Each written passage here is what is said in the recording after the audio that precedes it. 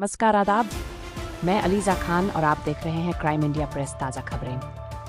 पश्चिम बंगाल की सीएम ने अवैध इमारतों की बिजली पानी काटने का आदेश दिया। टॉप्सिया में आग लगने के बाद तोड़फोड़।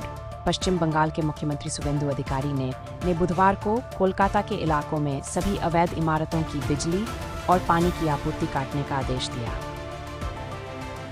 उन्होंने तृणमूल कांग्रेस के नियंत्रण वाली कोलकाता नगर निगम को भी निर्देश दिया कि वह तिलजला में एक ऐसी ही इमारत को तुरंत गिरा दे जहां मंगलवार को चमड़े के सामान की एक फैक्ट्री में आग लग गई थी, जिसमें 2 लोगों की मौत हो गई थी। कुछ ही घंटों के भीतर भीड़भाड़ वाली जीजे खान रोड पर 5 मंजिला इमारत को गिराने के लिए बुलडोजर और अर्थ मूवर तैनात कर दिए गए, जबकि केंद्रीय अर्धसैनिक बल और शहर की पुलिस सुरक्षा के लिए तैनात रही।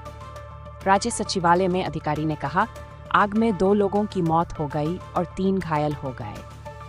हमने जांच के आदेश दिए और समिति ने पाया कि इमारत बिना किसी स्वीकृत योजना के बनाई गई थी। आग से सुरक्षा और बिजली कनेक्शन के संबंध में किसी भी बुनियादी नियम का पालन नहीं किया गया था। इस अवैध फैक्ट्री के मालिक शेख नासिर और शमीम मोहम्मद को आज सुबह गिरफ्तार कर लिया गया। उन्होंने कहा कि गोयनका समूह के स्वामित्व वाली CESC, जो शहर की एकमात्र बिजली प्रदाता है, को अवैध इमारतों और इसी तरह की संरचनाओं के बिजली कनेक्शन काटने का आदेश दिया गया है। अधिकारी ने कहा, CESC को ये पता लगाने के लिए कहा गया है कि कस्बा, तिलजला, इकबालपुर और मोमिनपुर में कितनी बिना अनुमति वाली इमारतें और फैक्ट्रियां हैं और उनके सभी बिजली कनेक्शन काट दिए जाएं। KMC को पानी की आपूर्ति बंद करने का आदेश दिया गया है। ऐसी इमारतों और फैक्ट्रियों का ऑडिट तुरंत किया जाना चाहिए।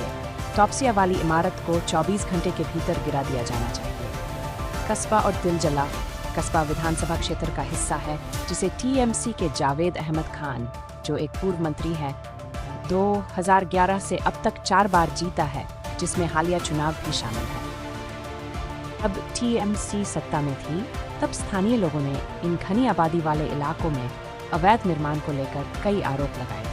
इस साल जनवरी में आनंदपुर में, जो कस्बा सीट का हिस्सा है, वाव मोमो चेन के एक गोदाम और उससे लगी एक फैक्ट्री में आग लगने से कम 27 लोगों की मौत हो गई थी। उस समय बीजेपी ने आरोप लगाया था कि ये दोनों गोदाम अवैध थे। प्रधानमंत्री नरेंद्र मोदी ने पीड़ितों के परिवारों के लिए आर्थिक मुआवजे की घोषणा की थी। बुधवार को जब KMC के अधिकारी प्रभावित इमारत को गिराने के लिए टॉप्सिया पहुंचे, तो उन्होंने पाया कि वह इमारत उससे लगी हुई दूसरी इमारत से जुड़ी हुई थी। ये दूसरी इमारत सभी कानूनों का उल्लंघन करते हुए उससे कुछ ही इंच की दूरी पर खड़ी थी। इसके बाद उन्होंने उस दूसरी इमारत को भी गिराना शुरू कर दिया। KMC की कमिश्नर स्मिता पांडे ने कहा, हम कोलकाता में किसी भी तरह के अनाधिकृत निर्माण की इजाज़त नहीं देंगे। सरकार के निर्देशों के अनुसार हम इस मामले में कड़ी कार्रवाई करने जा रहे हैं। उन्होंने कहा, हम जीरो टॉलरेंस, बिल्कुल भी बर्दाश्त न करने की नीति अपना रहे हैं। जो लोग भी इन अवैध गतिविधियों में शामिल हैं, उन्हें चेतावनी दी जाती है।